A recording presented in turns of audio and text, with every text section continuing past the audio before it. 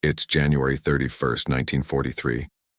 Above the Japanese-held island of Kolombangara, Marine First Lieutenant Jefferson de Blanc leads 8 F-4F Wildcats on an escort mission. But one by one, his fighters peel off with engine trouble and fuel failures.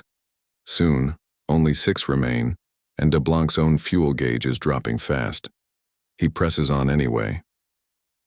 As the American dive bombers begin their attack, Japanese anti-aircraft guns erupt, and 2 Mitsubishi Pete floatplanes rise to intercept. De Blanc dives straight into the fight. He dodges tracer fire, gets behind the first plane, and blasts it out of the sky. Seconds later, he destroys the second Pete in a fireball, clearing the way for the bombers. But the danger is far from over. As the Americans turn for home, 10 Japanese Nakajima Oscars sweep in out of the sunset. De Blanc doesn't hesitate. He climbs into them head-on. In a furious dogfight, he shoots down 1 Oscar, then a second. The rest swarm him.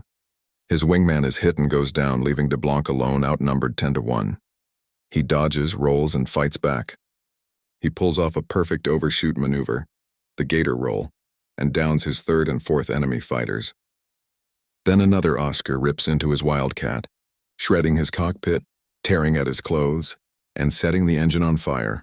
De Blanc has to bail out, parachuting into shark-infested waters. He plays dead to fool circling Japanese fighters. He hits the water wounded and exhausted, swimming 6 brutal hours until he reaches the shore of enemy-held Kolombangara.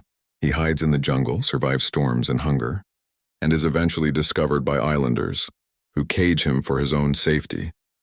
The next morning, a friendly tribe frees him in exchange for a sack of rice and helps him escape to another island, where a Navy patrol plane rescues him, 3 days before his 22nd birthday. In just 5 minutes of combat, Jefferson de Blanc shot down 5 enemy aircraft.